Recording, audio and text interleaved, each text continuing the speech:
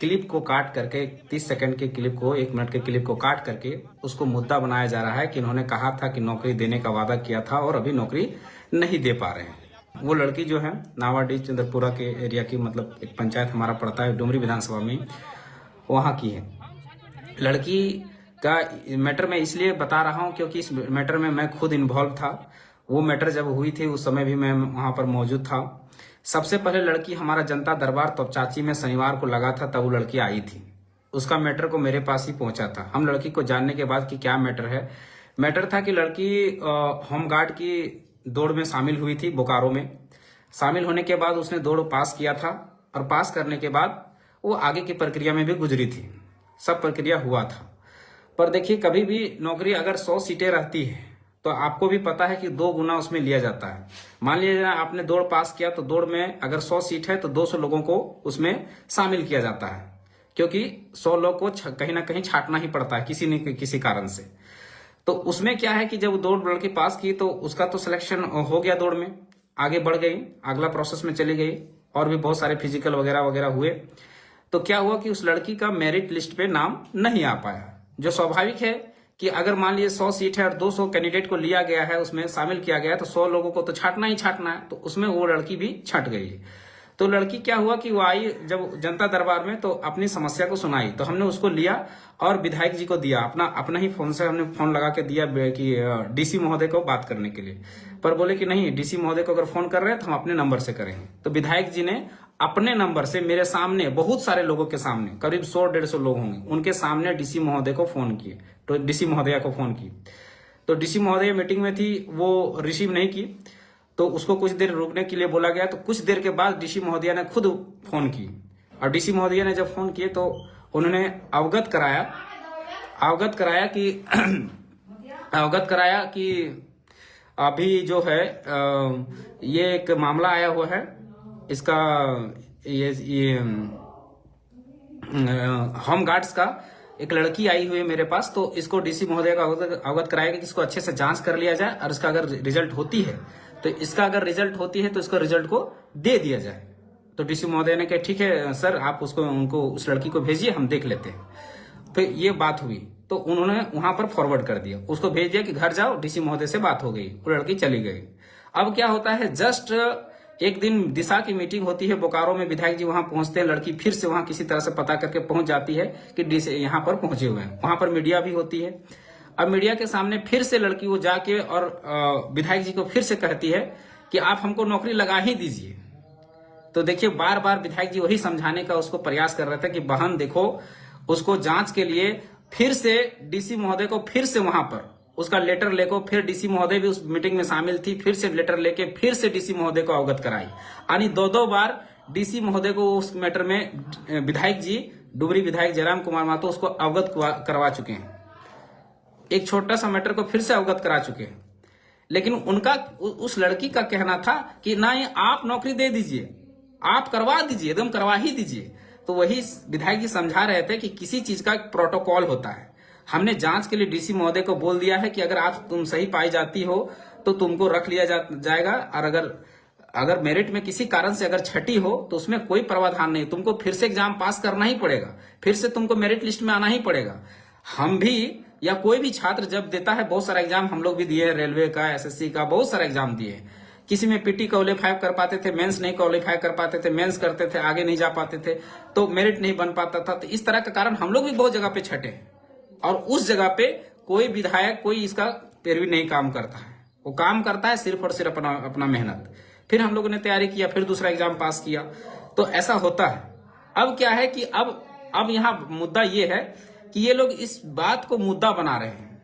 मुद्दा क्या बना रहे हैं? जेएमएम वाले खास करके की नौकरी का वादा किए थे, नहीं दे पाए। तो भाई तुम लोग से एक सवाल मेरा है, तुम अगर उत्तर दे पाओ तो बताना। 2019 का चुनाव हुआ, तुम्हारी सरकार बनी, 2024 में भी चुनाव हुआ, तुम्हारी सरकार बनी। दोनों को मैनिफेस्टो में शामिल था कि हमारी सरकार बनेगी तो सबसे पहले 1932 का खतियान लागू करेंगे। वो तो आज तक तुमसे हो नहीं पाया, क्योंकि एक राज्य के लिए सबसे जरूरी जो चीज होता है वो स्थानीय नीति होता है, जो तुमसे बन नहीं पाया। दूसरी बात तो था कि हम नियोजन नीति लागू करेंगे। नियोजन नीति तो दूर की बात है, तुमने कहा था जो भी नियोजन नीति बनाने का था तुमसे तो बना नहीं। मैट्रिक इंटर का जो प्रोटोकॉल था वो भी हटा दिए और अभी ले आए 60-40 का नीति, वो तो तुम भी फॉलोअप रहे, नियोजन नीति में भी फॉलोअप रहे। उसके बाद तुम्हारी ही सरकार का, तुम्हारी मैनिफेस्टो में हेमंत सोरेन का ही, तुम्हारी ही सरकार में, तुम्हारे गठबंधन के सरकार में ही था कि 5 लाख सरकारी नौकरी का वादा था, जो आज तक 5,000 भी पूरा नहीं हो पाया है। अगर टोटल आंकड़ों के साथ हम बात करें तो 13,000 नौकरियां आप लोगों ने दिया है। अगर चाहिए सरकारी आंकड़े तो मैं दे सकता हूं। वो भी 13,000 नौकरी, सरकारी नौकरी किसकी है? रघुवर दास के कार्यकाल में जो नौकरियां निकाली गई थी, जो आधा अधूरा रह गया था, जो नियुक्तियां अधूरी रह गई थी, उसका है। अगर डाटा चाहिए तो मैं दे सकता हूं। उसके बाद 75% बोला था कि प्राइवेट कंपनियों में सरकार देंगे, हम यहाँ के स्थानीय को देंगे। तो आज तक स्थानीय तो परिभाषित हो नहीं पाया, तो 75% भी तुम लोग दे नहीं पाए। उसके ऊपर से कहे कि मुर्गी पालो, बतख पालो, ये तो सब ट्रेंड में है, तो सब तो जान ही रहे। तो सारे के सारे फ्लॉप। और दूसरी बात, अगर रोजगार देना या नौकरी देना ये जिसकी सरकार रहती उसका काम है, उसका काम है, उसका काम होता है, उसका कर्तव्य होता है कि सबसे पहले वो काम करे। लेकिन तुम्हारा ये 5 साल पूरा करने के बाद 6ठा साल चल रहा है, इस टर्म का 6 महीने बीत गए, लेकिन आज तेरा ना स्थानीय नीति बन पाया, ना नियोजन नीति बन पाया, ना 5 लाख नौकरियां हो पाई है, ना प्राइवेट कंपनियों में 75% हो पाया है, यानी सब के सब फ्लॉप। अब बात करते हैं, तुम्हारी सरकार का वादा था कि हर 6 महीने में एक जेपीएससी का एग्जाम होगा, यानी साल में 2 जेपीएससी का एग्जाम होगा। पूरा 5 साल के कार्यकाल में तुम्हारा एक जेपीएससी हुआ है, वो भी टीन खींच के। कितना सीट था उसमें भी? कितना सीट था? 4 गो जेपीएससी के मिला के 251 गो सीट था, यानी हर जेपीएससी में 50 गो सीट। तो भैया कौन गुमराह कर रहा है? अगर नौकरी दिए होते, आज जेएसएससी का एग्जाम हो चाहे जेपीएससी का एग्जाम हो, सारा एग्जाम लटका हुआ है। जेएसएससी सीजीएल का जांच आज 1.5 साल होने चला है, लेकिन आज तक जांच पूरा नहीं हो पाया, आज तक उसका एग्जाम नहीं हो पाया। क्यों भाई? किस लिए भाई? सरकार तो तुम्हारा ही है, क्यों जांच पूरा नहीं हो पाया और फिर से क्यों एग्जाम नहीं हुआ? अगर मान लिया जाए रेगुलर एग्जाम होता और आपने जो वादा किया था कि 5 लाख सरकारी नौकरी देंगे और 75% यहाँ के स्थानीयों को नौकरी देंगे प्राइवेट कंपनियों में, अगर वो चीजें अगर आप फुलफिल कर देते, अगर वो चीजें अगर आप भर दिए होते, तो आज अगर वो नौकरियां अगर मिल गई होती या सरकार सीधी नियुक्ति करती, अगर नियुक्ति करते रह जाती या नौकरी देते रह जाती, तो आज हमारे झारखंड के बच्चों को एक होमगार्ड के बहाली के लिए, एक होमगार्ड के नौकरी के लिए, जो नौकरी के पायदान में सबसे निचले स्तर पर आता है, सबसे नीचे आता है, उसके लिए दर दर की ठोकर खा पा रहा है। इसके लिए जिम्मेवार कौन है? इसके लिए पूरी तरह से हेमंत सोरेन की सरकार जिम्मेवार है। इसके लिए पूरी तरह से झारखंड मुक्ति मोर्चा का सरकार जिम्मेवार है। इसके लिए पूरी तरह से गठबंधन की सरकार जिम्मेवार है, और कोई और नहीं है। और गुमराह करके बोल रहे हो, आदमी को एक मैनिपुलेट कर रहे हो, गुमराह कर रहे हो कि नौकरी का वादा किए थे नहीं दे पाए। अरे नौकरी का वादा कौन किए थे कि हम सरकार हमारी बनेगी तब। सरकार तुम्हारी बनी है, तुम्हारी, तुम पूरा करो वादा। तुमने भी वादा किया था, लेकिन आज तक क्या हुआ जानना चाहती है जनता।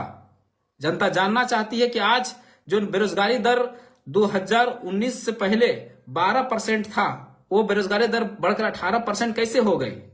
अगर आपने नौकरियां दी तो नौकरियां गई कहां? और नौकरियां दी भी, जो छिटपुट नौकरियां आपने दी, वो भी बाहरियों को।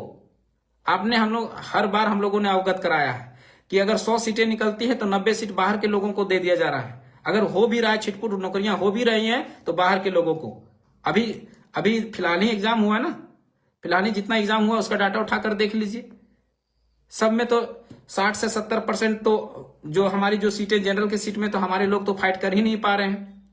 उसके बाद हमारे जो रिजर्व सीटें हैं उसमें भी बाहर के लोग घुस जा रहे हैं। आपका किस तरह का ये नियम है, किस तरह का ये कानून है, किस तरह का स्थानीय नीति है, किस तरह का ये नियोजन नीति है?